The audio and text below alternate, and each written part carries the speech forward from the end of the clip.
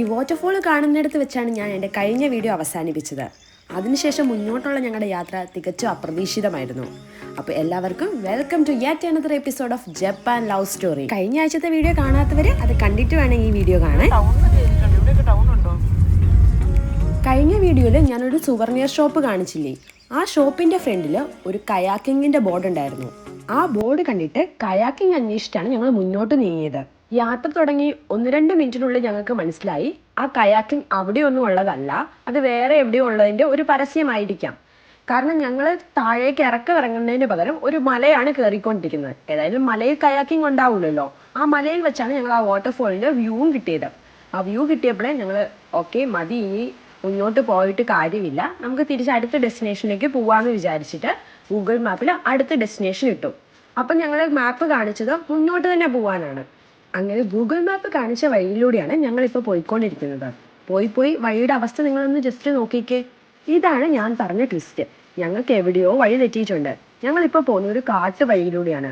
വഴി പോകെ ചുരുങ്ങി ചെറിയൊരു ഇടവഴി പോലെയുള്ള വഴിയാകും. കുറച്ചും കൂടെ മുന്നോട്ട് പോയപ്പോൾ ഈ ടാറിട്ട റോഡ് പോലും അല്ലായിരുന്നു, വെറും മൺ റോഡായിരുന്നു. വേറൊരു വണ്ടിയോ വേറൊരു മനുഷ്യനെയോ ഒന്നുമില്ല, വെറും കൊടുങ്കാട്. വഴി തെറ്റി ഏതോ ഊടുവഴിയിലൂടെ പോവുകയാണെന്നുള്ള എൻ്റെ ധാരണ തെറ്റിച്ചത് ആ ബോർഡായിരുന്നു. 235 എന്ന് പറഞ്ഞ ലൈനിലൂടെയാണ് ഞങ്ങളിപ്പോൾ പോകുന്നത്. ചിലപ്പോൾ എന്തെങ്കിലും സൈക്ലിംഗ് റൂട്ടായിരിക്കാം. എന്തായാലും അവിടെ നിന്നൊരു ഡീവിയേഷൻ എടുക്കാനോ തിരിച്ച് വന്ന വഴിയിലേക്ക് പോകാനോ ഒന്നും പറ്റാതെ ഞങ്ങൾ പെട്ടിരിക്കുകയായിരുന്നു. തലേ ദിവസം ഒരു മഴ പെയ്തതിൻ്റെ എല്ലാ ലക്ഷണങ്ങളും ഉണ്ടായിരുന്നു. റോഡിൽ നിറയെ കരികിലകളും മരത്തിൻ്റെ കമ്പുകളും ഒക്കെ ആയിട്ട്. പിന്നെ ഈ അടുത്തെങ്ങും ആ റോട്ടിൽ കൂടി ഒരു വണ്ടി പോലും പോയിട്ടില്ല.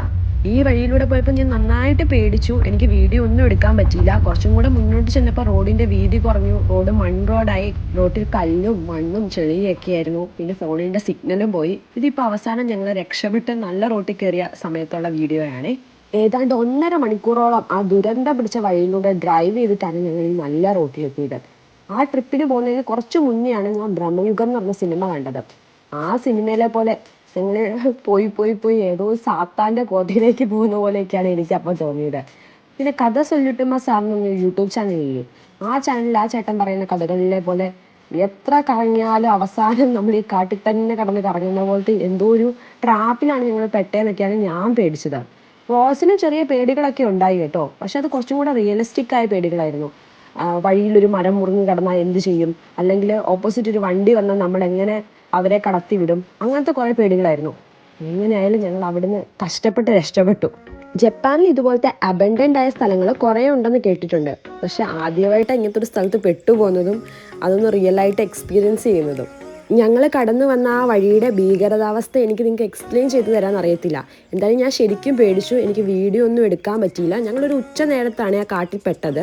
പക്ഷേ അവിടെ ഫുൾ ഇരുട്ടായിരുന്നു, മരങ്ങളൊക്കെ മൂടിയിട്ട് വെളിച്ചമൊന്നും ഇല്ലായിരുന്നു. പിന്നെ 2 സൈഡിലും കൊക്ക പോലെയൊക്കെ ആയിരുന്നു. എന്തായാലും ഇനി അങ്ങനെ ഒരു വഴി പെടാതിരിക്കട്ടെ. അങ്ങനെ ഞങ്ങൾ ഞങ്ങളുടെ രണ്ടാമത്തെ ഡെസ്റ്റിനേഷനായ ഹഷിഗുയിവ റോക്സിലേക്ക് എത്തി. ഈ റോക്ക് ഫസ്റ്റ് ഞാൻ കാണാൻ വരണ്ട, ഇതെന്താ എത്ര കാണാനുള്ളതെന്നൊക്കെ വിചാരിച്ചൊരു സ്ഥലമാണ്. പക്ഷെ ഇവിടെ വന്നു കഴിഞ്ഞപ്പോഴാണ് ഇത് മിസ്സാക്കിയിരുന്നെങ്കിൽ വലിയ നഷ്ടമായിരുന്നു എന്ന് മനസ്സിലായത്. നല്ല ഭംഗിയുള്ള സ്ഥലം എന്ന് പറഞ്ഞാൽ എനിക്ക് അറിഞ്ഞുകൂടെ ഇത് വിവരിച്ചു തരാൻ. ശരിക്കൊരു ബീച്ച്, ആ ബീച്ചിൻ്റെ ഫ്രണ്ടിൽ കുറേ പാറക്കെട്ടുകളൊക്കെയാണ്. പക്ഷേ ഈ പാറക്കെട്ടുകൾ വെറും പാറക്കെട്ടുകളല്ല, വോൾക്കാനിക് എറപ്ഷനിലൂടെ ഉണ്ടായ പാറക്കെട്ടുകളാണ്. പിന്നെ സുനാമിയൊക്കെ വന്നതോടെ ഈ പാറക്കെട്ടുകൾക്ക് നല്ല ഷേപ്പൊക്കെയായി. ഇപ്പം നല്ല ഭംഗിയുള്ള സ്ഥലമാണ്. കഴിഞ്ഞ വീഡിയോയിൽ ഞാൻ വാദോരാതെ വക്കയാമയുടെ പ്രകൃതി ഭംഗിയെക്കുറിച്ച് പറഞ്ഞില്ലേ, അതുപോലത്തെ ഒരു സ്ഥലം തന്നെയാണ് ഹഷിഗുയിവ റോക്സും. ഇവിടെ ഈ കടലും പാറക്കെട്ടെല്ലാം കൂടെ വന്നിട്ട് വേറെ തന്നെ ഒരു ഭംഗിയാണേ. പിന്നെ ആ തിര ഇങ്ങനെ വന്നിട്ട് ആ പാറക്കെട്ടയിൽ ഇങ്ങനെ അടിക്കുന്നൊരു ഒച്ചയുണ്ട്. അതായത് വലിയ തിര വരുമ്പോഴും ചെറിയ തിര വരുമ്പോഴും ഒക്കെ സൗണ്ട് വ്യത്യാസമുണ്ട്. എന്തായാലും അത് കേൾക്കാൻ നല്ല രസമുണ്ടായിരുന്നേ. അങ്ങനെ കാഴ്ചകൾ കണ്ടു നടന്നപ്പോഴാണ് ഞങ്ങൾ ഈ തൊരി ഗേറ്റ് കണ്ടത്. ഈ തൊരി ഗേറ്റ് കണ്ടപ്പോൾ റോയൽസിന് അതേ കയറണം എന്ന് പറഞ്ഞ് ഭയങ്കര എനിക്ക് ഈ പാറക്കെട്ടൊക്കെ കണ്ടപ്പോൾ ഒരു ചെറിയ പേടിയായി. റോയൽസ് പക്ഷെ അത് കയറിയിട്ടേ വരുവുള്ളൂ എന്ന് പറഞ്ഞ് നിൽക്കുകയായിരുന്നു. ഞാൻ കയറണ്ട എന്നൊക്കെ പറയുന്നുണ്ട്, പക്ഷെ ആൾക്കതേ കയറണം എന്ന് ഭയങ്കര ആഗ്രഹമായിരുന്നു.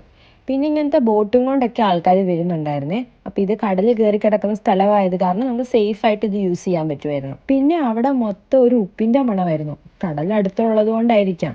റോയൽസ് അങ്ങനെ തൊരി ഗേറ്റ് വരെ എത്തി. ഈ തൊരി ഗേറ്റ് എന്ന് പറയുന്നത് ഷിൻഡോ മത വിശ്വാസികളുടെ ഒരു എൻട്രൻസ് ആണ്. ഇവിടെ വരുന്ന ടൂറിസ്റ്റുകളൊക്കെ ഇതിനെ ഡിസ്റെസ്പെക്ട്ഫുള്ളി കാണുന്നതായിട്ട് പറയപ്പെടുന്നുണ്ട്. അത് തൂങ്ങുന്നതും പിന്നെ അവിടെ വേസ്റ്റ് ഇടുന്നതും എന്തിന് അതിൽ പേര് വരെ എഴുതുന്ന ആൾക്കാരുണ്ട്. അപ്പോൾ നിങ്ങൾ ആരെങ്കിലും ജപ്പാനിൽ വരുന്നുണ്ടെങ്കിൽ അങ്ങനെയൊന്നും ചെയ്യാതിരിക്കാൻ ശ്രദ്ധിക്കണേ.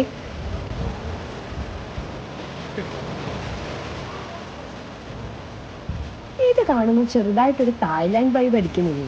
തായ്ലാൻഡ് വരെ പോകാൻ പറ്റാത്തവർക്ക് ഇവിടെ വന്നാൽ മതി. വക്കയാമലും ഉണ്ട് ഒരു ചെറിയ തായ്ലാൻഡ്. നമ്മളിപ്പോ തായ്ലാൻഡിൽ പോയില്ലേ? തായ്ലാൻഡ് കഴിഞ്ഞു ഇനി നമുക്ക് എന്ത് പോകാം? ഇസ്താംബുൾ പോവാം. ഇസ്താംബുൾ അടിപൊളി. നീയല്ലേ ഇസ്താംബുളിൽ പോകുന്നത്? എന്താ എനിക്ക് ഇസ്താംബുൾ പോയിട്ട്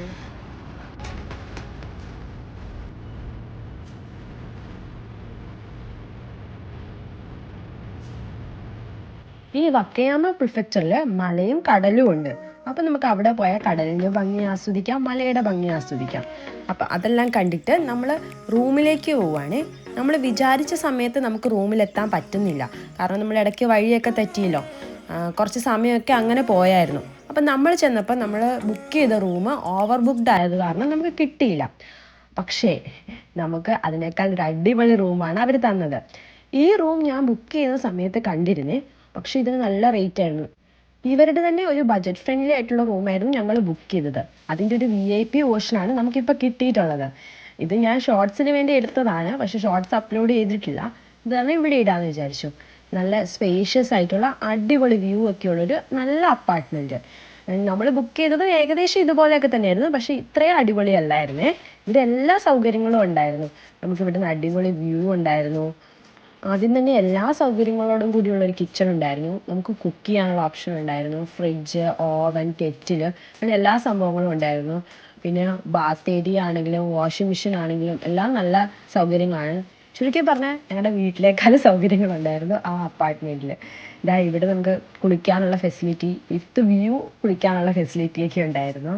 ഇവിടുന്ന് നമുക്ക് കോസ്റ്റൽ ഏരിയ ഒക്കെ കാണാൻ പറ്റുമേ. പിന്നെ ഇവിടെ ഈ റൂം ശരിക്കും ഞങ്ങൾ വീഡിയോ എടുത്ത സമയത്ത് കണ്ടില്ല. എന്തോ കബോർഡെങ്ങാണ്ടാണെന്നാണ് വിചാരിച്ചത്. പിന്നെ കുറേ കഴിഞ്ഞിട്ടാണ് കാണുന്നത് ഇതിൻ്റെ അകത്തൊരു എക്സ്ട്രാ റൂം ഉണ്ടെന്ന്. നമ്മളൊട്ടും ഇങ്ങനത്തെ ഒരു റൂം എക്സ്പെക്റ്റ് ചെയ്യുന്നില്ലായിരുന്നു. കാരണം 2 പേരല്ലേ, 2 ബെഡ് അവിടെ കണ്ടല്ലോ. അപ്പോൾ ഒരു ഫാമിലിയും കൂടി ഉണ്ടായിരുന്നെങ്കിൽ അടിപൊളിയായിട്ട് നിൽക്കാനുള്ള സ്പേസ് ഉണ്ട്. ഇതാണ് ഞാൻ പറഞ്ഞ വ്യൂ. ഇവിടെ നമുക്ക് ഈ ബാൽക്കണിയിൽ ഇരിക്കുകയൊക്കെ ചെയ്യാം. പിന്നെ ഇവിടെ നമുക്ക് ഷിരഹാമ ബീച്ച് കാണാൻ പറ്റുമേ. അതും വക്കയാമയിലെ ഒരു മെയിൻ ടൂറിസ്റ്റ് സ്പോട്ടാണ്. ഇത് എൻഗെറ്റ്സു ഐലൻഡ്. റൂമിലെത്തി ഒന്ന് കുളിച്ച് ഫ്രഷായിട്ട് ഞങ്ങൾ എൻഗെറ്റ്സു ഐലൻഡ് കാണാൻ വേണ്ടിയിട്ടാണ് വന്നത്. മുഴപ്പിലങ്ങാടിയിലെ ആ തുരുത്തൊക്കെ കണ്ട് വളർന്ന കണ്ണൂരുകാരായ ഞങ്ങൾ ഒരു വലിയ പ്രതീക്ഷയോടെയാണ് ഈ ഐലൻഡ് കാണാൻ വേണ്ടിയിട്ട് വന്നത്. ഇവിടെ വന്നപ്പോൾ ഇതാണ് സംഭവം. നമുക്ക് അങ്ങോട്ടേക്ക് പോകാനൊന്നും പറ്റില്ല. പക്ഷെ ഭംഗിയുടെ കാര്യത്തിൽ ഇവനെ വല്ലാം വേറെ ആരുമില്ല. അടിപൊളി വ്യൂ അല്ലേ? ഇതൊരു ക്ലൗഡി ഡേ ആയിരുന്നേ.